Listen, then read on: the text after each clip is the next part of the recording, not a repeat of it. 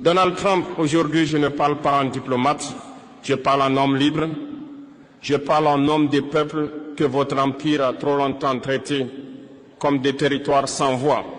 Ce que vous appelez la capture de Maduro, nous l'appelons un enlèvement politique. Ce que vous appelez la loi, nous l'appelons le terrorisme d'État. Oui, terrorisme d'État. Parce que lorsqu'une puissance utilise la force, la peur et la coercition pour humilier un président élu, ce n'est plus de la justice, c'est de la domination.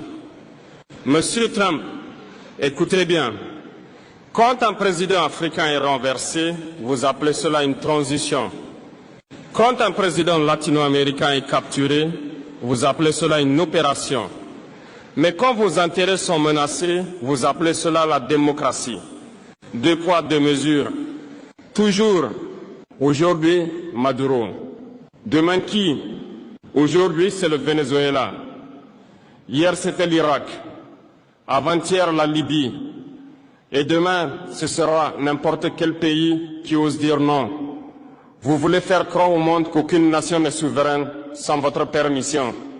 Mais je vous le dis clairement, un président n'est pas une proie. Un État n'est pas une chasse gardée. Un peuple n'est pas un troupeau. Ce que vous avez fait au Venezuela n'est pas un message envoyé à Maduro.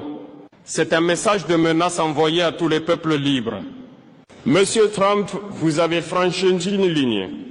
Vous avez prouvé une chose au monde entier. La souveraineté, selon Washington, est conditionnelle. Conditionnelle à l'obéissance, conditionnelle au silence, conditionnelle à la soumission. Mais l'Afrique regarde, l'Amérique latine regarde, Haïti regarde, le monde regarde. Et cette fois, nous ne ferons pas semblant de ne rien voir. Dans la prochaine partie, je vais vous dire pourquoi ce geste vous affaiblit plus qu'il ne vous renforce et pourquoi l'ère de l'impunité impériale touche à sa fin. Monsieur Trump, vous croyez que la force, c'est d'arrêter un homme. Vous croyez que la puissance, c'est d'humilier un État devant les caméras. Vous vous trompez. La vraie force, c'est d'être respecté sans menace. Et aujourd'hui, les États-Unis ne font plus peur, ils inspirent la méfiance. Vous avez confondu autorité et intimidation.